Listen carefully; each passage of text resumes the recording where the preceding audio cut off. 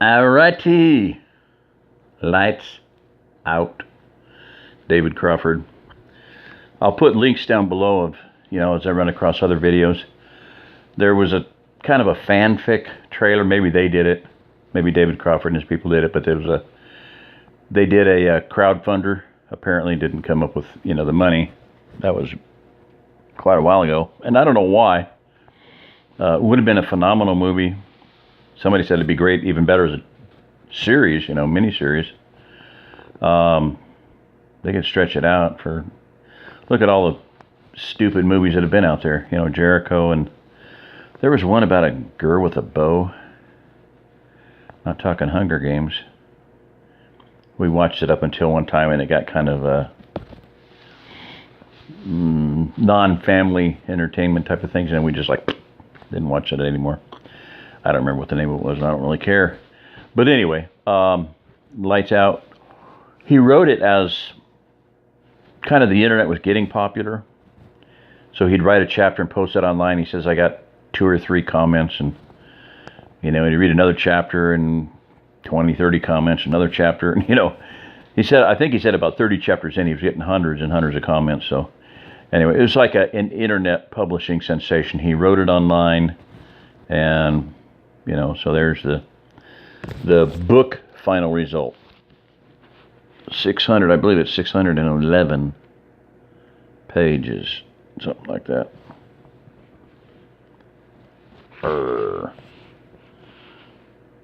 598, I'm wrong.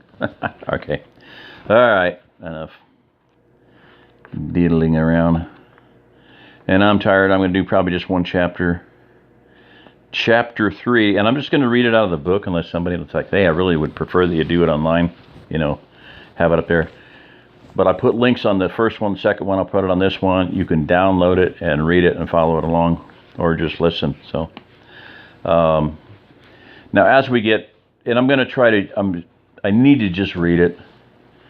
And then if I want to make comments on, say, chapter 1, I'll do a video, comments on chapter 1, comments on chapter 2. And try to do that right after I read it, but, we'll see. All right, so...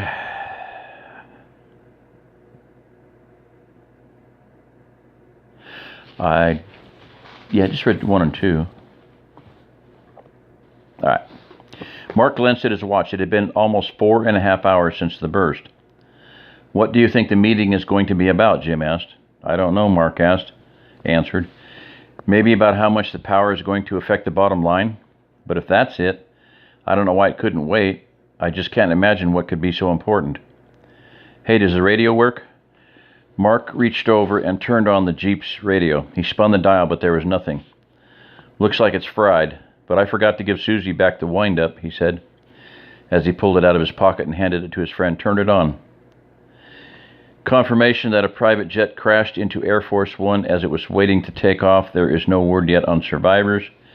We will update you as soon as we have any more information. It appears that most commercial airliners were disabled by the burst, and there are hundreds of crashes being reported. One plane inbound to Las Vegas was able to crash land on a highway in the desert. The passenger and crew sustained mostly minor injuries, but all are expected to recover fully. Most of the aircraft airborne at the time of the burst were not so lucky. The dead, both from the air and on the ground, are expected to number in the tens of thousands. The devastation around the airports of major cities is indescribable. The city of Cincinnati is awash in riots. The local police have been overwhelmed, and deaths are reported to be upwards of 600 and rising. Between the fires from the jet crashes and those set by the rioters, the Cincinnati Fire Department has said that they can only hope to keep the fires from spreading to other parts of the city. The governor of Ohio has called up the National Guard to put down the rioters and to protect the firefighters with whatever means necessary, quote unquote. Riots have also been reported in Detroit and Seattle. No comment. The vice president has scheduled a press conference for 6 p.m. Eastern Time. This is the CBS radio network. We now return you to your local programming. This is KSTX in San Antonio, Texas, News 6:40 a.m. 6 A-liners crashed inside the city limits are pushing the San Antonio Fire Department to its limit. The 3 on the airport property are being allowed to burn, and all effort is being put into the fires in residential areas. The drop in water pressure caused by the loss of electricity is seriously hampering their efforts.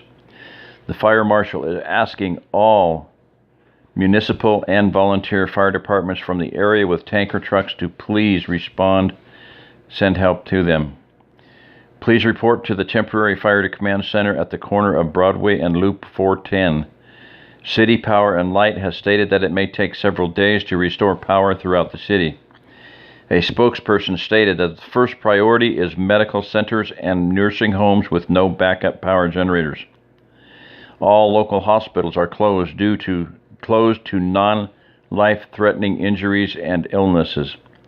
They have been inundated by the burns and injuries sustained by victims of the airliner crashes. FEMA shelters are now open at most area high schools. Generators are being delivered to Judson, Madison, and South San high schools. Only the infirm and elderly at risk from the severe summer heat are being admitted at these locations. Yeah, right. Bite tongue, bite tongue, bite tongue.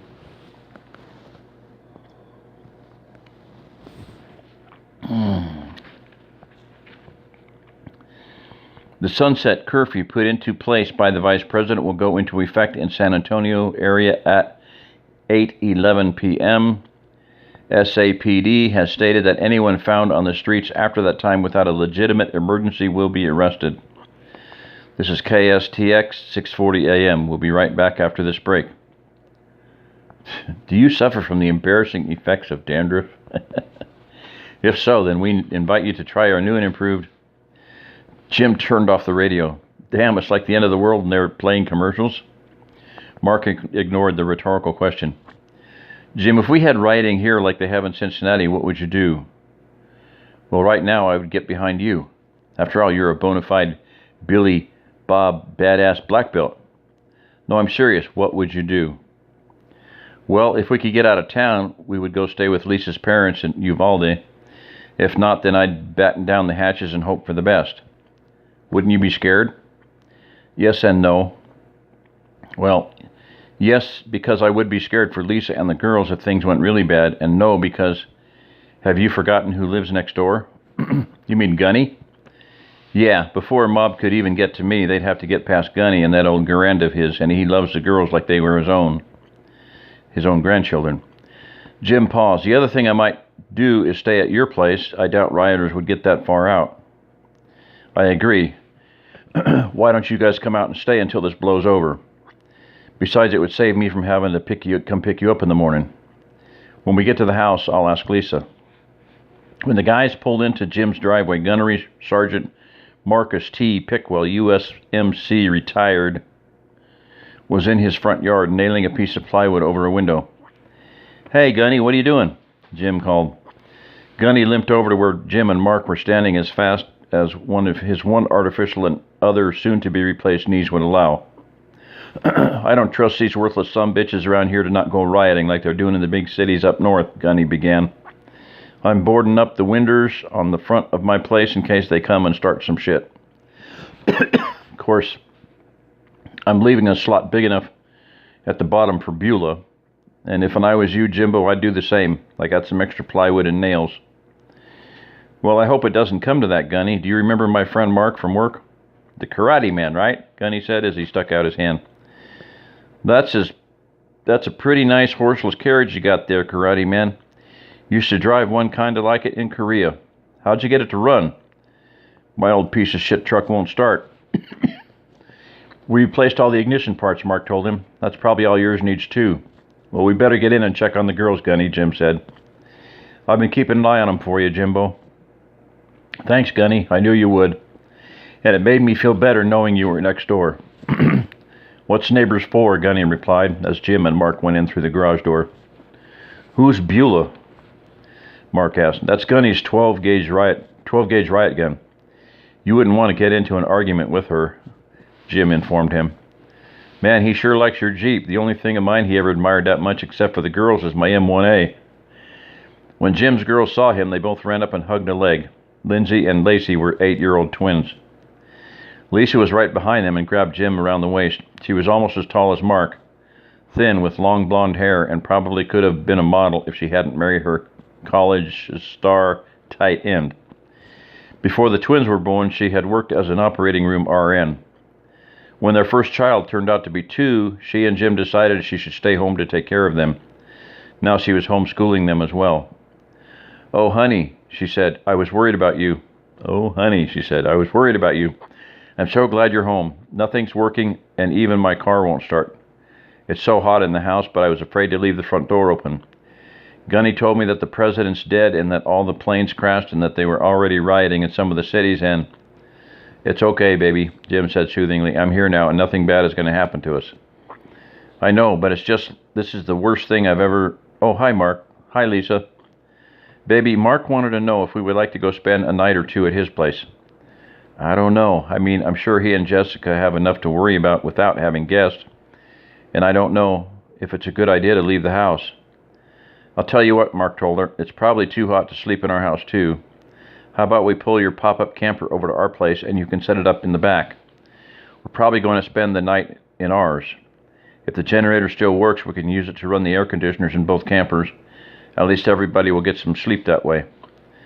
"Well, if you're sure it's no trouble. I know I would probably feel better out in the country than in town." "Okay, y'all pack all the stuff you want to bring over. Put the most important stuff in the camper. I've got to run and pick up my crew from their schools, and then I'll be back. If I can get the truck started, I'll bring it, and you'll have room for a lot of stuff.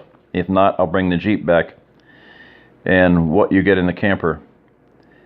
What you get in the camper will be about all there is room for.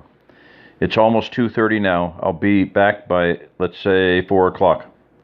"That sounds great, Mark," Lisa said. "Thank you so much." "No problem. After all, what's neighbors for?" Mark said, winking at Jim. On his way home, Mark figured he should probably stop by the house to see if Jess or the kids had perhaps gotten a ride home. As he was driving through one of the poorer sections of town, he noticed a lot of people eyeing the Jeep. He reached under the seat, unzipped a case, and put his Colt lightweight Commander under his thigh. If someone wanted to carjack him, he figured the .45 was way better than the little .32 he always carried.